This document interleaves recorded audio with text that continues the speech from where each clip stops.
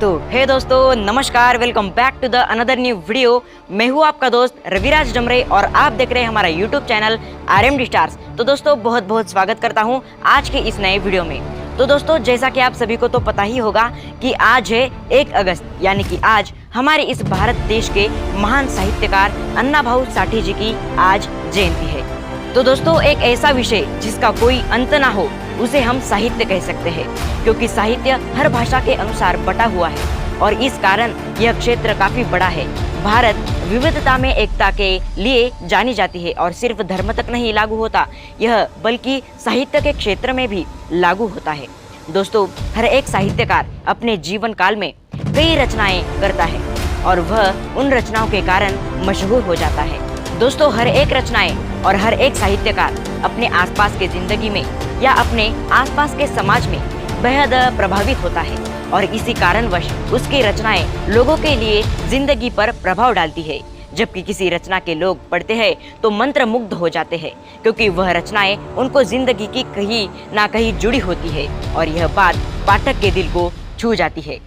अंग्रेजी भाषा और हिंदी भाषा के कई दिग्गजों साहित्यकारों और जिनको हमारे स्कूल और कॉलेजों में कई विषयों में अंतर्गत पढ़ाया जाता है, कवि साहित्यकार के जीवन से लोगों को परिचित कराया जाता है। तो कभी उसके प्रमुख रचनाओं में माध्यम से लोगों को विभिन्न प्रकार का संदेश दिया जाता है। अपने कई साहित्यकार का नाम सुना होगा और उसकी रचनाएं से भली भांति परिचित होंगे, लेकिन कुछ शब्द ऐसे हैं और कुछ नाम ऐसे हैं जिनको पढ़ते ही सुनते ही आपके मन में एक इंसान की छवि आ जाती है। क्योंकि आज हम मशहूर मराठी साहित्यकार अन्ना भाऊ साठे के बारे में आपको बताएंगे। हर भाषा के साथ उसके साहित्यकार और उनके जुड़ी हुई कई पहलू होती है। ठीक उसी तरह ही साहित्यकार अन्ना भाऊ साठे के जिंदगी और साहित्य से जुड़ी कई पहलुओं को आज हम इस वीडियो के माध्यम से जानेंगे। तो चलिए, वीडियो शुरू करने से पहले इस वीडियो को एक लाइक कर सकते हो और चैनल पे नए हो तो सब्सक्राइब भी जरूर कीजिए। तो कौन है अन्ना भाऊ साठे, चलिए जानते हैं।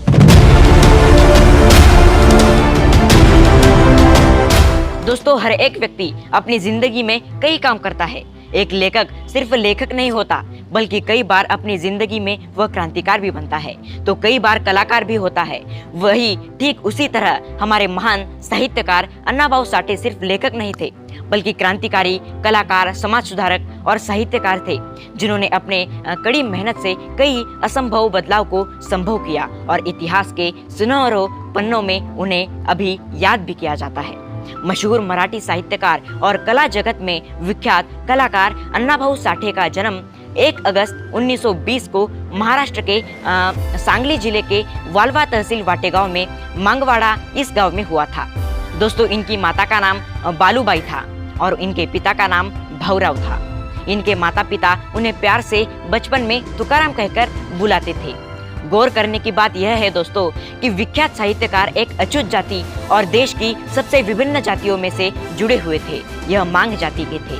दोस्तों, अन्ना भाऊ साठे ने कक्षा 4 से आगे पढ़ाई नहीं की, क्योंकि वहाँ के लोगों के भेदभाव के कारण उन्होंने स्कूल छोड़ दिया था। दोस्तों, अन्ना भाऊ साठे जी ने 2 बार शादी की। उनकी पहली पत्नी थी कोंडाबाई साठे और दूसरी जयवंता साठे थी।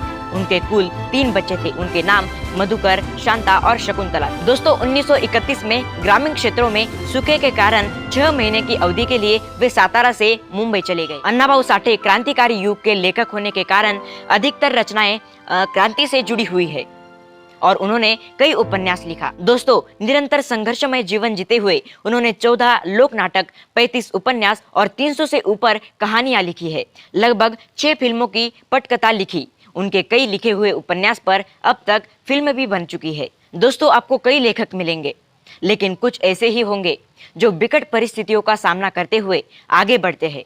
अशिक्षित होने के बावजूद भी उन्होंने न सिर्फ पढ़ने लिखने की क्षमता हासिल की, बल्कि क्रांति के भी वह एक महान निर्माता है। उन्होंने मराठी भाषा के 35 उपन्यास लिखे, 3 नाटक, 10 नाटक, 14 पेजेंट लिखे। उन्होंने 8 उपन्यासों में फिल्में भी बन चुकी है। दोस्तों, साठे जी ने पोवाड़ा और लावनी जैसी लोक कथाओं की कथा शैलियों के उपयोग ने इसे जनता के बीच लोकप्रिय बना दिया और उन्होंने संयुक्त महाराष्ट्र संघ आंदोलन में सक्रिय रूप से भाग लिया। उन्हें उनके उपन्यास फकीरा के लिए राज्य सरकार का पुरस्कार मिला है। इस उपन्यास में फकीरा नाम का एक युवक अपनी बहादुरी से ब्रिटिश शासन का गांव में अपने समुदाय के लोगों को हक की लड़ाई लड़ता है। 1936 में भारतीय कम्युनिस्ट पार्टी के नेता को श्रीपाद अमृत डांगे के प्रभाव में आने के बाद वे कम्युनिस्ट पार्टी के सक्रिय कार्यकर्ता बन गए। मुंबई में डॉक्टर बाबा साहेब अम्बेडकर से स्वतंत्र वीर सावरकर जी के भाषण सुने और 1944 में शाहिर अमर शेख और गवानकर की मदद से उन्होंने लाल बावटा कला दल की स्थापना की। सरकार ने इस मंडली पर प्रतिबंध लगा दिया। उन्होंने खुद को संयुक्त महाराष्ट्र आंदोलन के लिए समर्पित कर दिया।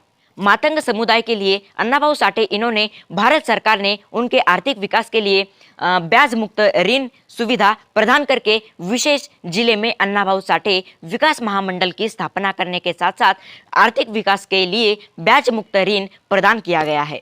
इस प्रकार मातंग समाज के विकास में बहुत महत्वपूर्ण योगदान दिया है, जिससे उनके समुदाय के लोगों को आर्थिक मदद मिले और उनका आर्थिक स्तर ऊंचा हो और समाज में विकास हो। और दोस्तों, ऐसे महान क्रांतिकारी लेखक साहित्य रत्न अन्नाभाऊ साठे का निधन 28 जुलाई 1969 को हुआ था।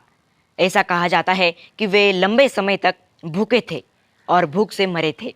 दलितों और श्रमिकों की कहानियां उनके जीवन के अनुभवों को प्रकट करने के लिए उपयोगी होगी और अपने समाज के पढ़े लिखे लोगों को चाहिए कि अन्नाभाऊ साठे के विचारों और आदर्शों को सामने रखें और उन पर अमल करें।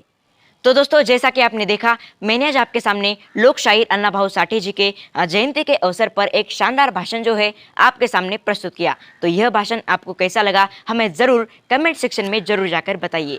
तो दोस्तों, मैं आपको आज धन्यवाद, थैंक यू कहना चाहूँगा, आभार मानना चाहूँगा कि आपने हमारे इस चैनल पर आरएमडी स्टार्स इस चैनल पर आपने 400 सब्सक्राइबर्स की पूरी फैमिली को कंप्लीट किया है। तो दोस्तों, आपको दिल से बहुत बहुत धन्यवाद। ऐसे ही प्यार सपोर्ट करते रहिए और मैं भी आपके लिए ऐसे ऐसे नए नए इंटरेस्टिंग वीडियो जो है आपके लिए लाता रहूँगा। तो दोस्तों, ऐसे प्यार और सपोर्ट करते रहिए और एक बार आपको धन्यवाद।